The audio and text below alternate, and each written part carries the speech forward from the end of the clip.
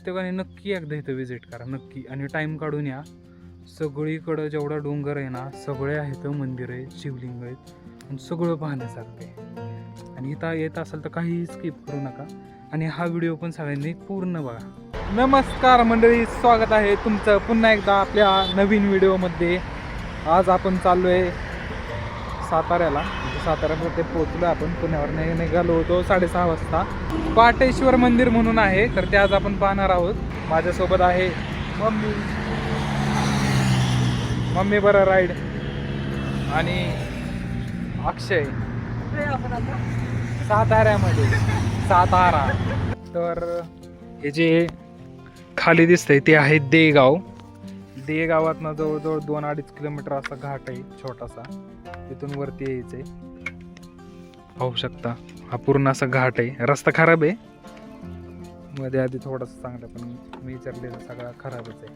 तर इथून पोचलो या खिंडीमध्ये. हे समोर दिसत असेल खिंड आहे.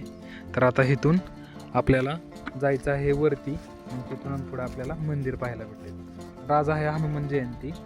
हनुमान जयंतीच्या सगळ्यांना खूप खूप शुभेच्छा. तर आता जाऊया, दर्शन घेऊया, आणि मंदिर दाखवतो तुम्हाला. Let's go guys let's go. मला तर येतानीच खिचडीचा वास आला होता. मी म्हणलं पंक्चर राहू दे, पण पहिली खिचडी पाहिजे. आणि आजचं वातावरण बघा, मस्तपैकी ढगाळ वातावरण आहे. रस्ता पण खूप छान होता. खालून येताना रायरेश्वरला जाताना जसा छोटासा रस्ता आहे तसा रस्ता होता. अक्षय असं चालतोय. त्याला बॅग दिली आहे माझी, आणि मी रायडिंग गिअर्समध्ये आज ट्रेक करतोय. हे एक्सपेक्टेड नव्हतं मला, पण काय करायचं, मी पण आवडते, रायडिंग पण आवडते. तर इथं गेट आहे, पाहू शकता. दगडी पायऱ्या लागलेले आहेत, आणि तिथं मंदिर दिसतंय. गेटमधून आत आल्यानंतर ना आपल्याला इथे दगडी पायऱ्या लागतात. या पायऱ्यांशेजारीच आपल्याला रिद्धी सिद्धी आणि गणपतीची सुंदर अशी मूर्ती आपल्याला इथे पाहायला मिळते.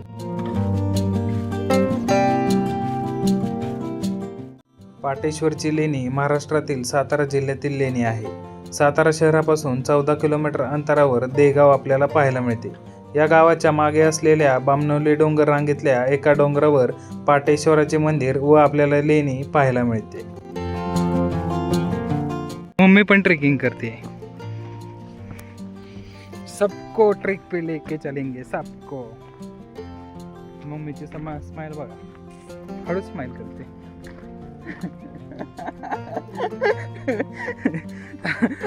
आज हद्दपार झाली. रायडिंग गिअर्स घालून ट्रेक चाललोय. नशीब ऊन नाहीये, ढगाळ वातावरण आहे, त्यामुळे मस्त वाटतंय. बघा लोकेशन मला. आणि झाडं तर असले भारी वाटतात आहे ना. पावसाळा पण भारी वाटतो, उन्हाळा पण भारी वाटतो. प्रत्येक ऋतूत जगता आलं पाहिजे, एन्जॉय करता आलं पाहिजे, तरच जीवनाचा आनंद. मम्मी कसं वाटतंय? मम्मीला पण मजा यायला लागली. गाईज इथे टेंट लावून झोपायला कसली मजा येईल. हा काय व्ह्यू असेल रात्रीचा. मस्तपैकी चंद्र, गार हवा, आणि त्यात थोडासा पाऊस झाला आणि मातीचा वास आला. आहा हा हा, इमॅजिन करा काय भारी वाटेल. त्याच्या पुढे आपण मॅगी, हा भुट्टा, मजाच मजा, आणि भजी. हा हा हा, तोंडाला पाणी आलं. अजून तिथपर्यंत चढायचंय त्या डोंगरावर, आपण पोचेल. तर त्या खिंडीपाशी गाड्या लावल्या, तिथून पुढं हा एक 10 ते 15 मिनिटाचा रस्ता आहे. आरामात आला तरी. करवंदाची झाड आहेत, पण करवंद नाहीत. नाही काय येत, मी आहे ना. मम्मी चालते, पण असलं बारीक लक्ष आहे. तिकडं पान पडलं तरी तिकडं बघते.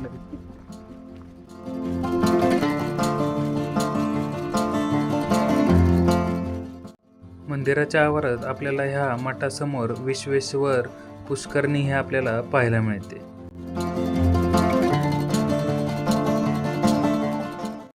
तिथून आत आल्यानंतर ना आपल्याला इथं पुष्करणी पाहायला भेटते, आणि त्याच्या बाजूला हा मठ पाहायला भेटतो.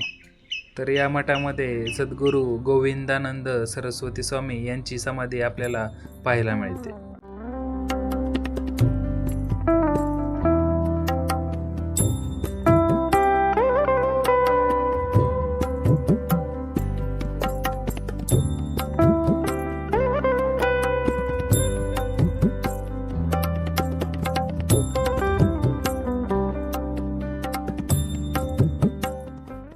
त्या रेलिंगच्या साईडने आलो होतो.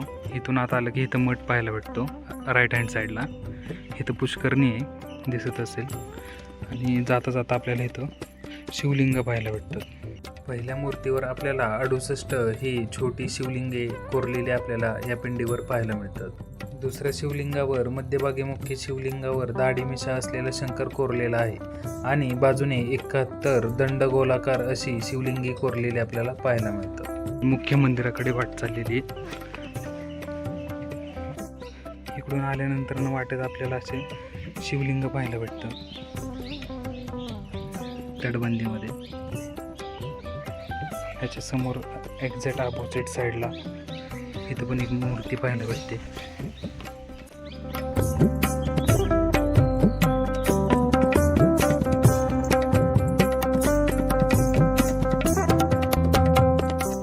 आतमध्ये आल्यानंतर मंदिराच्या उजव्या साईडला एक मंदिर पाहायला भेटतं.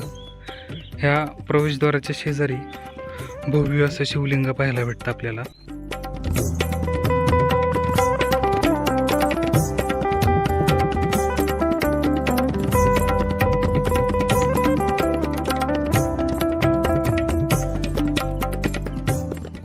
मंदिराच्या उजव्या साईडच्या खोलीमध्ये आपल्याला हनुमानांची मूर्ती पाहायला भेटते.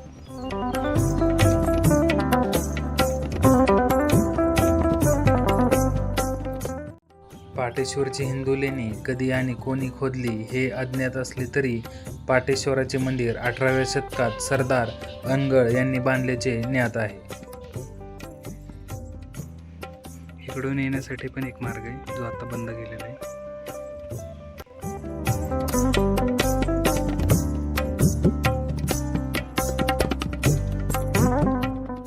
तर मंदिराच्या समोर आपल्याला 2 दीपस्तंभ पाहायला भेटतात. त्यानंतर नंदी मंडप आहे भव्य असा आणि त्याच्या पुढे आपल्याला मंदिर पाहायला भेटते. तर त्याच्या शेजारी असे 2 छोटे छोटे मंदिर आहेत. इथे एक मंदिर पाहायला भेटते आपल्याला. तर या मंदिरामध्ये चौमुख असलेली विष्णूची मूर्ती आपल्याला इथे पाहायला मिळते.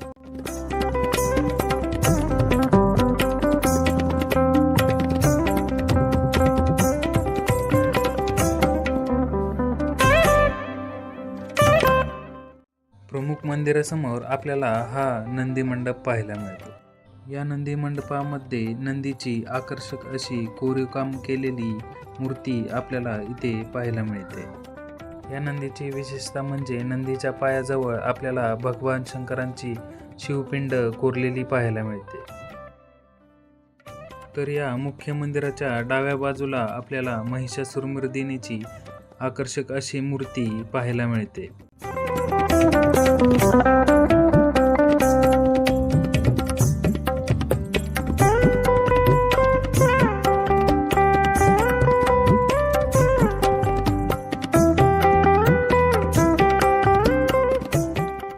तसेच मुख्य मंदिराच्या उजव्या बाजूला आपल्याला भैरवनाथाचे मंदिर पाहायला मिळते.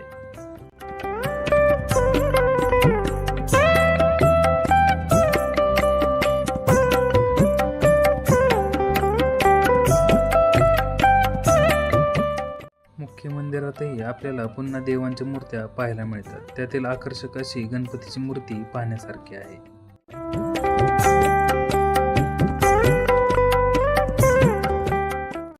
मुख्य गाभाऱ्यामध्ये आपल्याला पवित्र अशी शिवपिंड पाहायला मिळते आणि पिंडीसमोरच आपल्याला शिवाची मूर्तीही पाहायला मिळते.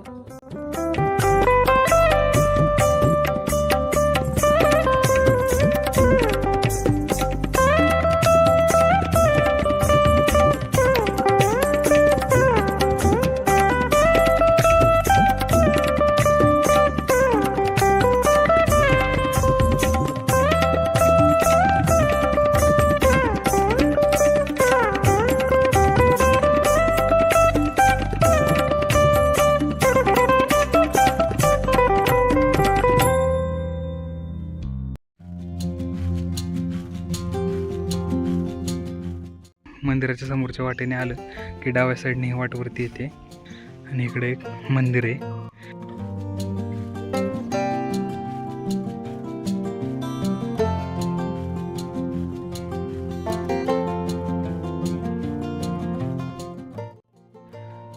मठाच्या लेफ्ट हँड साईडने समोर आल्यानंतर ना खाली वाट येते. तर खालच्या वाटेने आलं की इथे एक पाण्याचं टाकं पाहायला वाटतं. हे लेणे हे डोंगरामध्ये बांधलेल्या. त्यानंतर ना इथं पहिल्या खोलीमध्ये आपल्याला शिवलिंग पाहायला वाटतं.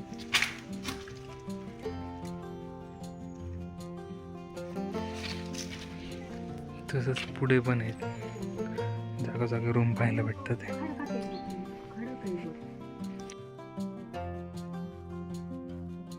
खोलीमध्ये तिथं पाण्याचा टाका पाहायला भेटते. इथं पण एक शिवलिंग आहे आणि हे भव्य असं शिवलिंग पाहायला भेटते आपल्याला. त्याच्या पुढच्या खोलीमध्ये इथे 3 शिवलिंग पाहायला भेटतात.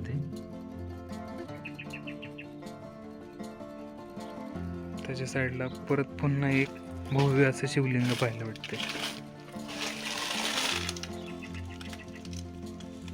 या लेण्यांमध्ये दशावतार, अष्टमातृका, माहेश्वरी, नवग्रह, शेषशाही, विष्णू, महिषासुरमर्दिनी, कार्तिकेय, चामुंडा इत्यादी शिल्पे हे आपल्याला इथे पाहायला मिळतात.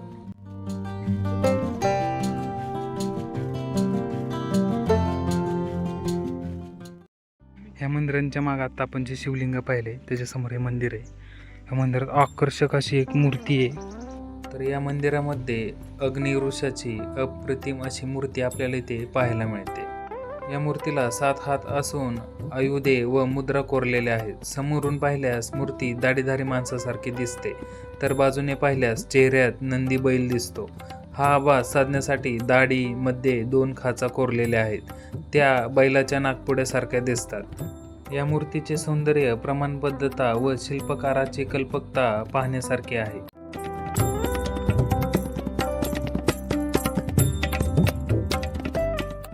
या मंदिराशेजारीच आपल्याला अजून एक छोटे मंदिर पाहायला मिळते. त्यामध्ये आपल्याला 2 मूर्त्या पाहायला मिळतात. या मंदिरामध्ये डावीकडे आपल्याला चामुंडा देवतेची मूर्ती तर उजवीकडे सटवाई देवीची मूर्ती पाहायला मिळते. अजून पुढे रस्ता गेलेला आहे. असलं अप्रतिम मंदिर आहे ना. शिल्पकलेचा एक अजोड नमुना. खतरनाक असं एकदम बघण्यासारखं मंदिर आहे आणि एवढं ऑफबीट आहे ना. इकडे जास्त कोण आलेलं पण नाही. तिथून पुढे आल्यानंतर ना आपल्याला हे अजून एक लेणी पाहायला मिळते.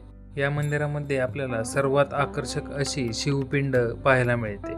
या शिवपिंडीवर शिवलिंगावर आपल्याला अनेक अशी शिवपिंडी कोरलेल्या आपल्याला पाहायला मिळतात.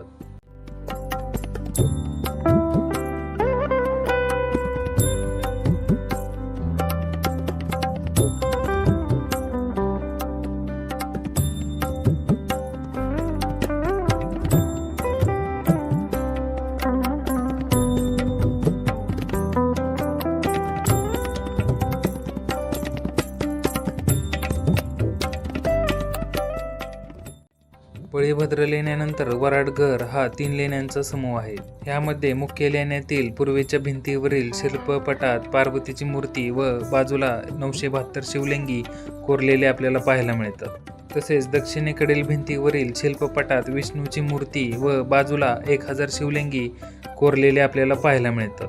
तर 1000 ही संख्या विष्णूच्या 1000 नावांचे प्रतीक म्हणून मानले जाते. याच दक्षिणेकडील भिंतीवरील शिल्पपटात सूर्याची मूर्ती व बाजूला पुन्हा 1000 शिवलिंगे कोरलेले आपल्याला पाहायला मिळतात.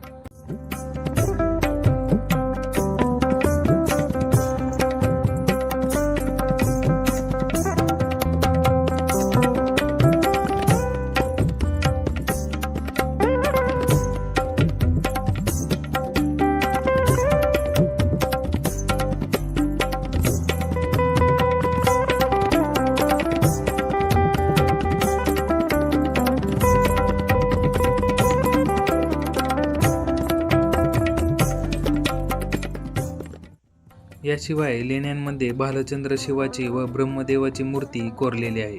याच लेण्यांमध्ये एका ठिकाणी शंकराच्या पिंडीऐवजी 2 कुंभ कोरलेले आहेत. याचबरोबर एकमुखी, चतुर्मुखी, सहस्त्रमुखी अशा अनेक प्रकारातील शिवलिंगेही आपल्याला इथे कोरलेली पाहायला मिळतात.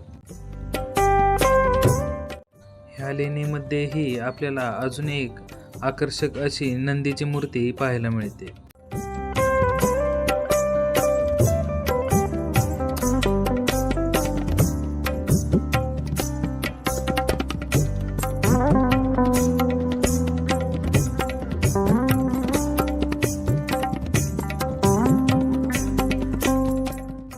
मंदिर होतं जे आता आपण पाहिलं, त्याच्यासमोर हे दीपस्तंभ आपल्याला पाहायला भेटतो. एक साईड तुटलेली आहे. प्रत्येकाने नक्की एकदा इथं व्हिजिट करा, नक्की. आणि टाईम काढून या. सगळीकडं जेवढा डोंगर आहे ना, सगळे आहेत मंदिर आहे, शिवलिंग आहेत आणि सगळं पाहण्यासारखं आहे. आणि इथं येत असेल तर काही स्किप करू नका आणि हा व्हिडिओ पण सगळ्यांनी पूर्ण बघा. असलं कोरीव काम केलं आहे ना, सांगू नाही शकत शब्दात, इतकं छान आहे. तर काहीच पाटेश्वर मंदिराचा व्लॉग तुम्हाला कसा वाटला मला कमेंट सेक्शनमध्ये नक्की सांगा. व्हिडिओ आवडला असेल तर व्हिडिओला लाईक करा, चॅनलला सबस्क्राईब करा. पुन्हा एकदा भेटूया अशाच एका नवीन व्लॉगसोबत. टिल देन बाय, काळजी घ्या. जय शिवराय, जय शंभूराजे, जय महाराष्ट्र.